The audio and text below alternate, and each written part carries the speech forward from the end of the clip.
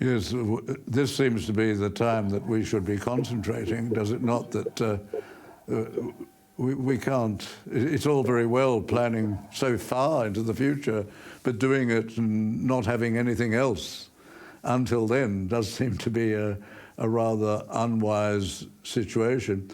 Does that mean we're basically dependent on the United States?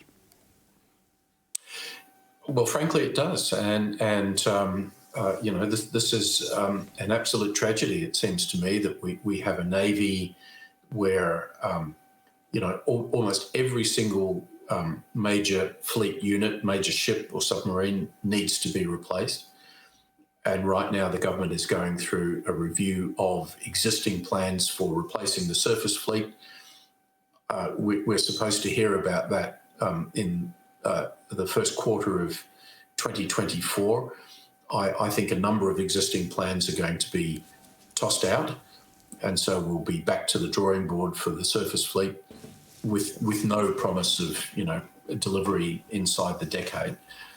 As I just said, we've had the major plan for re-equipping our army with vehicles has now been killed, with no sensible alternative put in its place.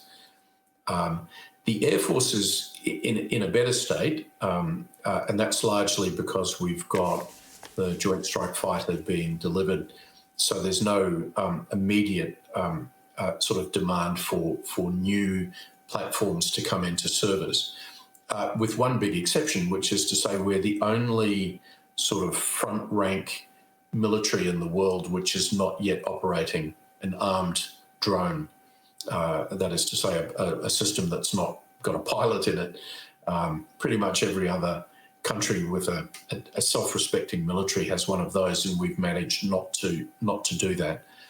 So across the board, our Defence Force is significantly less ready and capable for military operations than it was even 10 years ago, coming out of the sort of Iraq, Afghanistan experience. And that means to say, yes, we are dependent on the United States. The most effective bit of deterrence we have in the country right now are the Marines, which, you know, come to the north for 9 months of the year. I mean, that presence of the Marines would have to contemplate the plans of any country that might be thinking of doing us damage militarily. So how ironic is that, David? I mean, we have a Labor government that talks about how we have to be more independent and more self-reliant, just so long as they don't have to spend any money delivering that defence capability.